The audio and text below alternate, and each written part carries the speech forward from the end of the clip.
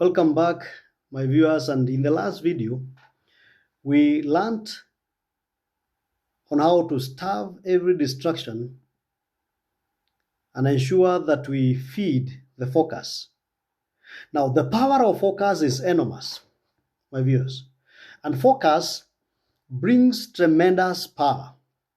Without it, you will often feel drained and unable to accomplish much. With it, you will find that your talents and abilities gain direction, and it becomes an intentional aspect, and those qualities have a payoff by producing results. Now I want to talk about a few facts that we need to learn about focus. And number one is that focus doesn't just come naturally to most people. Now we live in cultures with what we call almost infinite choices and opportunities. And because of that, most people find themselves, pulled on dozens of directions. Now, what makes things worse is that, people often find themselves expending much of their time and energy on things that really don't matter. And due to that, there is that clamor of looking for great things, attention, concentration, and all these try to bend all the energy to some points, and now redirecting that energy together is what we're talking about when we talk about focus. And many people who have progressed have become a people who have taken that focus as a tremendous asset and try as much as possible to fix it in one direction. This can only be done by setting our priorities right. Number two, it is that focus that we hold on to, friends, that will increase our energy. Now, if you desire to achieve something, you first need to know what your target is. That truth will come out and help you to have what we call personal development. Because if you focus on something, say a business opportunity, you will actualize it by asking yourself, can I conduct some research on this? Are there resources that are required for this? Am I ready to invest in this? And as you focus to gather your energy, now what you'll be doing, you'll be attempting to now actualize your dream. Now, in contrast, what we're seeing is that due to the aspect of, which is normal for human beings, to have energies drawn different places in what sometimes we call diversity. And diversification is okay, we'll come to that. But you do not diversify at the point of starting. You diversify at the point that takeoff has already been achieved and your business has already grown, and you're seeing that there are other products that can be sold in that business, for example. Now, it is focus, number three, that will lift you up. The world stands aside to let anyone pass who knows where he or she is going. That is someone who say, David Starr Jordan, say that the world will stand for anyone who shows that they know where they are going. Now, do you know where you're going? And when we do not focus, friends, then we find ourselves wallowing in the sea of mediocrity, just knowing what you want to do and not making any effort to pursue. Then that one distinguishes most people from those people who are called to do something and they actualize it and they actually do it. In my past videos, I did discuss this with you, that having a talent is not enough. And actually, saying that you are called to do something is also not enough. Did you ever hear of a man who had striven all his life faithfully,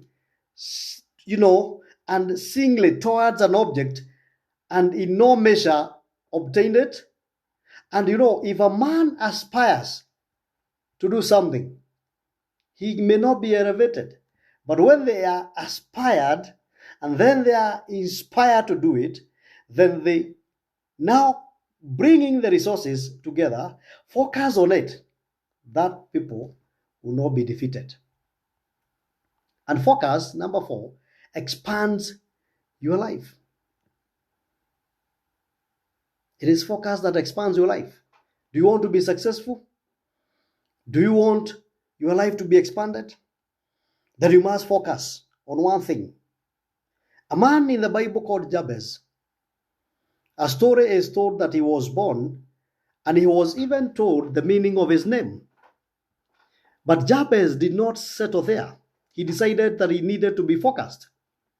He knew that the mother had borne him in pain. That one he knew so well, it was non-disputable. But Jabez doesn't sit there. He says, God, I wish you expand me, expand my territories. I wish that I have favor with you. This is a man praying who knows the meaning of his name. But he decides to cancel that meaning because he had one focus. He knew he's going to save a generation. What is your focus today in your family, in your church, in the institution where you are? Because when we narrow down our views into one thing, then that one widens our perspective.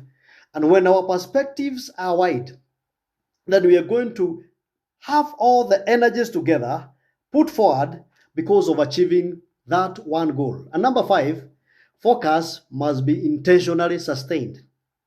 I did mention that the world is full of noises, and the noises are all over. They're all over. And if you don't sustain your focus, if you don't fine-tune it every day, and how do you do that? You must wake up every day thinking about what is this goal that I want to achieve? What steps do I have to take today? What are 2 steps, for example, that I want to take to sustain my focus? How am I going to behave today to ensure that I'm getting closer and closer to what is my expectation? Do I have deadlines for what I want to do? Or I'm just, doing things as they come and just having a prayer that if it happens, it's okay.